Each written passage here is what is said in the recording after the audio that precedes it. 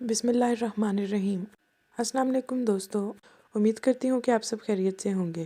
Welcome ہے آپ کا میرے YouTube channel cooking with Rubina میں، جس میں آج ہم آپ کو مزیدار سا مٹر آلو پلاؤ بنانا سکھائیں گے۔ ویڈیو سٹارٹ کرنے سے پہلے گزارش ہے کہ پلیز میرے چینل کو سبسکرائب کر دیں۔ سب سے پہلے ہم یخنی تیار کریں گے، جس کے لیے میں نے سونف، دھنیا اور تیز پتہ استعمال کیا ہے، جو کہ میں نے پانی میں ڈال کر اس کو تقریباً آدھے سے 1 گھنٹے کے درمیان میں پکا لیا اور یخنی تیار کر لی۔ پھر اس کے بعد میں نے تقریباً 2 عدد پیاز لی اور اس کو کاٹ کر آئل میں تھوڑی دیر کے لیے فرائی کر لیا۔ پیاز کو ہم لوگ زیادہ براؤن نہیں کریں گے، لائٹ براؤن ہونے تک اس کو ہم لوگ پکائیں گے۔ اس کے بعد ہم اس میں زیرہ شامل کریں گے۔ آپ لوگ آئل کی کوانٹٹی دیکھ سکتے ہیں، اگر آپ کو کم لگے تو آپ اور آئل بھی شامل کر سکتے ہیں۔ اب ہم پیاز کو تھوڑی دیر کے لیے پکا لیں گے۔ پھر اس کے بعد ہم لوگ اس میں مسالے شامل کریں گے۔ میں نے یہاں پر تقریباً 2 چمچ کٹی ہوئی لال مرچ استعمال کی، 2 چمچ سوکھا دھنیا شامل کیا۔ پھر میں نے اس میں جائفل اور جویتری شامل کی، آدھی جائفل اور 2-3 دانے جویتری کے۔ اور پھر اس کے بعد میں نے اس میں تھوڑی سی ہلدی شامل کی اور نمک شامل کیا۔ آپ لوگ مسالے اپنے ٹیسٹ کے مطابق بھی ڈال سکتے ہیں۔ اب ہم اس مسالے کو 2 سے 3 منٹ کے لیے پکائیں گے اور اس کے بعد اس میں مٹر شامل کریں گے۔ لیکن مٹر شامل کرنے سے پہلے ہم اس میں ٹماٹر کا پیسٹ شامل کریں گے۔ آپ لوگ ثابت ٹماٹر بھی ڈال سکتے ہیں، مگر پیسٹ زیادہ بیٹر رہتا ہے۔ میں نے یہاں پر تقریباً 3 سے 4 عدد ٹماٹر کا پیسٹ شامل کیا ہے۔ اب ہم لوگ اس کو تھوڑا سا بھون لیں گے، اور جب ہمارا مسالہ تھوڑا سا تیار ہو جائے گا اور تھوڑا سا کوک ہو جائے گا تو ہم اس میں لہسن اور ادرک کا پیسٹ شامل کریں گے۔ کوانٹٹی آپ لوگ دیکھ سکتے ہیں۔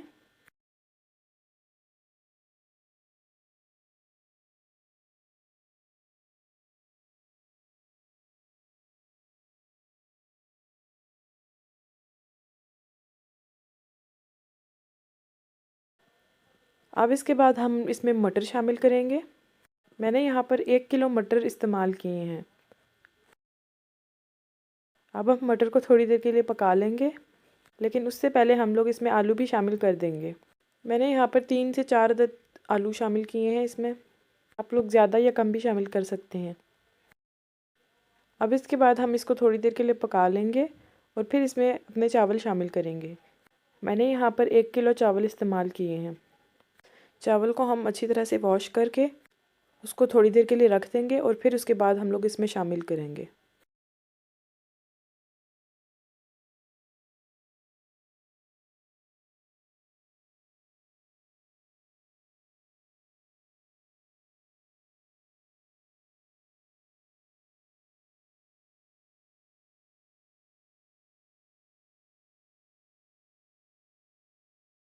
اب ہم چمچ کی مدد سے اس کو مکس کر لیں گے۔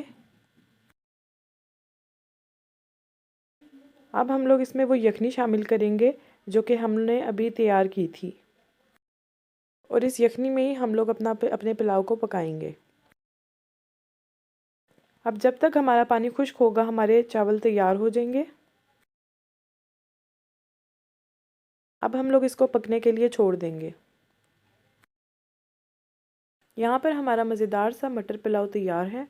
میں امید کرتی ہوں کہ میری ریسیپی آپ کو پسند آئی ہوگی۔ اپنا فیڈ بیک کمنٹ سیکشن میں ضرور دیجیے گا، اور آخر میں گزارش ہے کہ پلیز میرے چینل کو سبسکرائب کر دیں۔ اللہ حافظ۔